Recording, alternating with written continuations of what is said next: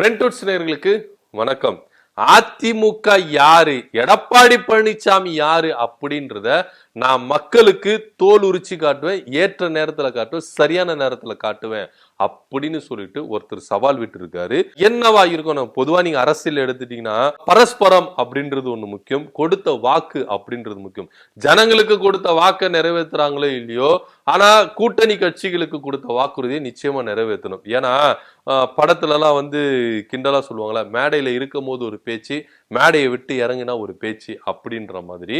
So இங்கேயும் பாத்தீங்கன்னா அப்படிதான் நடந்திருக்கு. கூட்டணி சேரும் போது ஒரு பேச்சு, கூட்டணியில கொஞ்சம் அந்த விரிசல் வரும்போது வேற ஒரு பேச்சு அப்படின்ற மாதிரி தான் இவருடைய பேச்சா இருக்குது.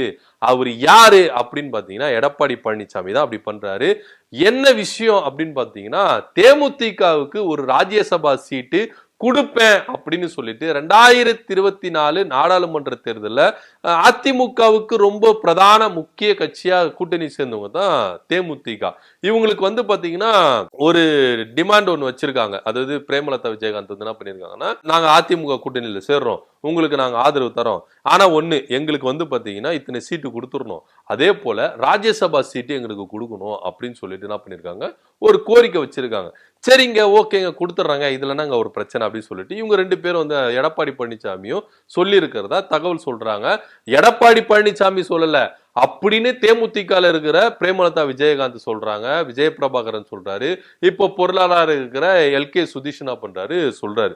சரி, இதெல்லாம் ஒரு புறம் இருக்கட்டும். சோ இப்போ என்ன நடந்திருக்கு அப்படின்னு பாத்தீங்கன்னா, அவங்க கொடுக்கறேன்னு சொன்னாங்க, ஆனா இப்போ கொடுக்க மாட்டேன் அப்படின்னு சொல்றாங்க. ஏன் அப்படின்னு பாத்தீங்கன்னா, பாஜக அவங்க கூட கூட்டணி வச்சதுனால எங்களுக்கு சீட்டு தர மாட்டேங்கிறாங்க. அதுவும் இல்லாம இந்த தேர்தல் முடிஞ்சிட பிறகு பாத்தீங்கன்னா எங்களுக்கு அவர் கொடுக்க மாட்டேன் அப்படின்ற மாதிரி ஒரு ஸ்டாண்ட்ல இருக்காரு. ஏன்னா பாமக கொஞ்சம் கேட்டுதான் தகவல் அங்கங்க கசிஞ்சிச்சு. பாமகவுடைய அன்புமணி ராமதாஸ் அவர்களுக்கு இந்த ராஜ்யசபா சீட்டு தரணும், நாங்க இருக்கிற எம்எல்ஏ உங்களுக்கு ஆதரவு கொடுக்கிறோம்.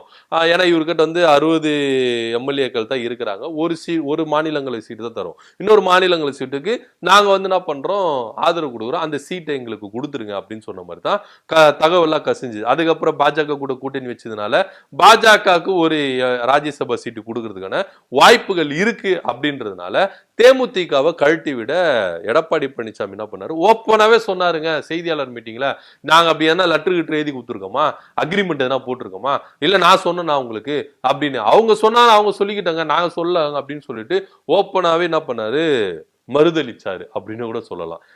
ஏன்னா எடப்பாடி பழனிசாமி குணமே இதுதான், காரியம் ஆவுற வரைக்கும் என்ன பண்ணுவாரு, காலை பிடிச்சிருவாரு, காரியம் முடிஞ்சிட பிறகு காலை வாரி விட்டுருவாரு. சசிகலா மேட்டர் நீங்க எடுத்துக்கலாம், டிடிவி தினகரன் விஷயத்தில எடுத்துக்கலாம், ஓபிஎஸ் விஷயத்தில எடுத்துக்கலாம், ஏன் இதுக்கு முன்னாடி இந்த பாஜக கூட்டணி எடுத்துக்கலாம். 2024 நாடாளுமன்ற தேர்தலுக்கு முன்னாடி என்னென்ன பேசினாரு, அதுக்கப்புறம் என்னென்ன விஷயம் வந்தது அப்படின்றதெல்லாம் நமக்கு தெரியும். இப்போ பாத்தீங்கன்னா அவரே போயிட்டு என்ன பண்றாரு, பாஜக கூட கூட்டணி சேர்ந்திருக்காரு. இதுல இன்னொரு விஷயம் நீங்க பாத்தீங்கன்னா, எடப்பாடி பழனிசாமி சொல்றாரு இவங்கள திமுகவை பச்சோந்தி அப்படின்னு சொல்றாரு. திமுக எங்க கூட்டணி சேர்ந்து எரிச்சல் அடைய, அவங்க ஏங்க எரிச்சல் அடைய போறாங்க? திமுக கூட்டணி இதுல எரிச்சல் அடைகிறதுக்கு வாய்ப்பே இல்ல. இருக்கு, நீங்க உண்மையிலேயே நீங்க சொல்ல போனீங்கன்னா திமுக தான் இப்போ குழு குழுன்னு இருக்கு, அவங்களுக்கு தான் ஸ்வீட் கிலோ கணக்குல கொடுத்த மாதிரி இருக்கு. ஏன்னா எந்த ஒரு பிரஷரும் இல்லாம, எந்த ஒரு அழுத்தமும் இல்லாம ஈஸியா ஜெயிக்க போறது திமுக கூட்டணி தான். ஏன்னா இவங்க அதிமுக அங்க கூட்டணி வச்சதுனால இங்க திமுக கூட்டணிக்கு ரொம்ப சந்தோஷமா இருக்காங்க, ரொம்ப குழு குழுன்னு இருக்கிறாங்க. இன்னைக்கு எப்படி தமிழ்நாடு குழு குழுன்னு இருக்குதோ, இவ்வளவு வெயிலிலேயே குழு குழுன்னு இருக்குதோ, அதே மாதிரி திமுக ரொம்ப குழு குழுன்னு இருக்காங்க. 2026 சட்டமன்ற தேர்தலை நினைச்சு ரொம்ப குழு குழுன்னு இருக்காங்க. இவங்க சொல்றாரு எரிச்சல் அடைகிறாங்க, பொறாம கொள்றாங்க, பச்சொந்தியா. இவர் தான் பச்சொந்தியா மாறி இருக்காரு. பாஜக கூட்டணி வைக்க மாட்டேன்னு சொல்லிட்டு வெளியே வந்தாரு, இப்ப அழுத்தத்தின் காரணமா பாஜக கூட்டணி வச்சிருக்காரு. இவர் தான் எரிச்சத்தின் உச்சத்துல போயிருக்காரு, பச்சொந்தியத்தின் உச்சத்துல இவர் தான் போயிருக்காரு. இதெல்லாம் ஒரு புறம் இருக்கட்டும், நம்ம மேட்ருக்கு வருவோம். இப்படி இருக்கும்போது தேமுதிக என்ன சொல்றாரு, எல்கே சுதீஷ் என்ன சொல்றாருன்னா, இவரு தாங்க எங்களுக்கு ராஜ்யசபா சீட்டு கொடுப்பேன்னு சொன்னாரு. அதனாலதான் நான் பாத்தீங்கன்னா 2024 நாடாளுமன்ற தேர்தல நான் போட்டியிடவே இல்லை அப்படின்னு. பொதுவா பிரேமலதா விஜயகாந்துக்கு ஒரு ஆசை இருக்கு. என்ன ஆசைனா, மாநிலத்துல எப்படியாவது தன்னுடைய பையனையும் டெல்லி அரசியல் எப்படியாவது தன்னுடைய சகோதரனையும் அனுப்பி வச்சிடணும் அப்படின்னு சொல்லிட்டான். ஏன்னா நீங்க அவங்களோட வரலாறுல எடுத்து பாருங்க, எந்த கட்சியில அவங்க கூட்டணி பேச்சுவார்த்தை நடந்தாலும் கண்டிப்பா ஒரு ராஜ்யசபா சீட்டு கேட்டுருவாங்க. ஏன்னா எப்படியாவது என்ன பண்ண டெல்லி அரசியலுக்கு தன்னுடைய சகோதரனை அனுப்பிடணும் அப்படின்னு சொல்லிட்டு அவங்க ரொம்ப என்ன பண்ணுவாங்க, இந்த பேரங்கள்லாம் நடக்கிறதா தகவல் நம்மளுக்கு தெரியுது. அரசியல் வல்லுநர்களும் அதான் சொல்றாங்க. சோ இப்படி இருக்கும் பொழுது தன்னுடைய சகோதரனை எப்படியாவது டெல்லி அரசியலுக்கு அனுப்பிடணும் அப்படின்ற ஒரு நோக்கத்தினாலதான் நான் அரசு நான் தேர்தலில் நிக்கல, ஏன்னா இவங்க ராஜ்யசபா சீட்டு கொடுப்பேன் அப்படின்னு சொன்னாங்க, அதை நம்பிதான் நான் எலெக்ஷன்ல நிக்கல. ஆனா இப்போ என்ன சொல்றாங்கன்னா எங்களுக்கு தர முடியாது அப்படின்னு சொல்றாங்க. இன்னும் நிறைய உண்மைகள் இருக்குங்க, எல்லாத்தையும் நான் ஓப்பனா சரியான நேரத்துல எப்ப நான் இதை ஓபன் பண்ணுமோ அப்ப நான் ஓபன் பண்ணுவேன். எடப்பாடி பழனிசாமி ஏன் கேட்ட, எங்க அக்கா கிட்ட, கட்சி கிட்ட என்னென்ன பேசினாரு, இந்த ராஜ்யசபா சீட்டு குறித்து என்னென்ன பேசினாரு, எல்லா விஷயத்தையும் நான் சரியான நேரத்துல ஓப்பனா நம்ம சொல்லுவோம் அப்படின்னு சொல்லிட்டு அவர் என்ன பண்றாரு சொல்றாரு. இதன் மத்தியில தேமுதிகல கொஞ்சம் விரிசல் அடைகிற ரேஞ்சுக்கு தான் இருக்கு. ஏன்னா இவங்களுக்கு பொருளாளர் பதவி கொடுத்தாங்க, அவங்களுடைய பையனுக்கு மாநில செயலாளர் போஸ்டிங் கொடுத்தாங்க. இதுக்கு முன்னாடி இந்த கொஞ்சம் சீனியர் இருக்காங்கல்ல, நல்ல தம்பி, அவங்க எல்லாம் முன்னாள் எம்எல்ஏ நல்ல தம்பி, அவர் பாத்தீங்கன்னா நீங்க என்ன இந்த செயற்குழு உறுப்பினர் பதவியிலிருந்து என்ன தூக்குங்க அப்படின்னு சொல்லிட்டு அவர் என்ன பண்ணாரு, அவர் ஒரு கடிதம் போட்டாரு. இன்னொரு பக்கம் அனகை முருகேசன் அவர் என்ன பண்றாருன்னா, அவர் ஒரு லெட்டர் அனுப்பியிருக்காரு, என்ன தயவு செய்து பதவியிலிருந்து தூக்கிடுங்க, இல்ல நான் கட்சியிலிருந்து விலகிடுவேன் அப்படின்னு சொல்லிட்டு என்ன பண்றாரு, கலக குரல் எழும்பி இருக்கு. இன்னும் நிறைய பேர் வருவாங்க. ஏன்னா இவங்க குடும்ப அரசியலா மாறிச்சு, குடும்ப கட்சியா மாறிச்சு, நம்மளுக்கு அதாவது சீனியர்களுக்கு தக்க பதில் கிடைக்கல.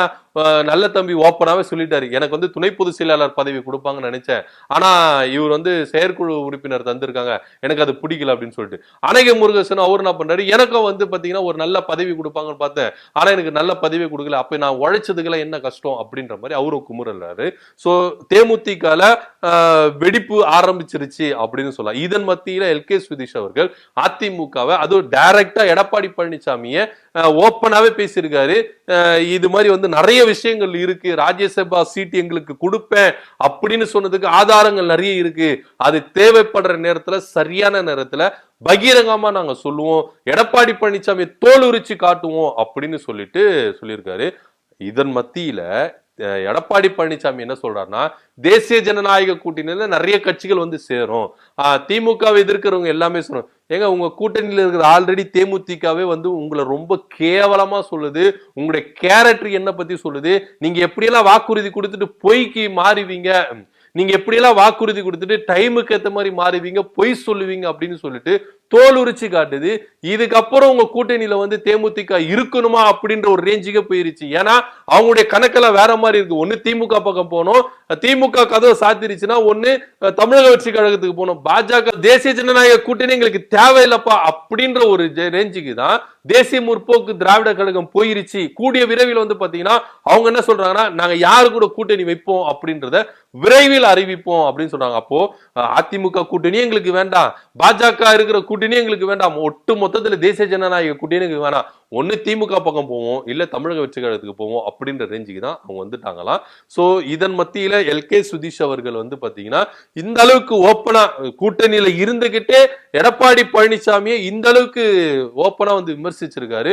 உண்மையிலேயே இவங்களுக்கு ராஜ்யசபா சீட்டு கொடுத்துருவாங்களா இல்ல எப்படி அப்படின்றத பொறுத்து தான் பார்க்கலாம். ஆனா ஒண்ணு மட்டும் தெரியுது, தேமுதிக ராஜ்யசபா சீட்டுக்கு தான் இந்த அளவுக்கு போராடுறாங்க அப்படின்றதும் தெளிவா தெரியுது. பொறுத்து இருந்து பார்க்கலாம் இன்னும் என்னென்ன மாற்றங்கள் வரப்போகுது, என்னென்ன பேச்சுகள் வரப்போகுது அப்படின்றத. சோ எல்கே சுதீஷ் அவர்கள் பாத்தீங்கன்னா எடப்பாடி பழனிசாமியை நான் தோல் உரித்து காட்டுவேன், அவருடைய பொய்க்கு பொய் பேசுறாரு, அவர் ஆளுக்கு ஏத்த மாதிரி பேசுறாரு, டைமுக்கு ஏத்த மாதிரி பேசுறாரு அப்படின்றத ஓப்பனாவே சொல்லி இருக்கிறாரு.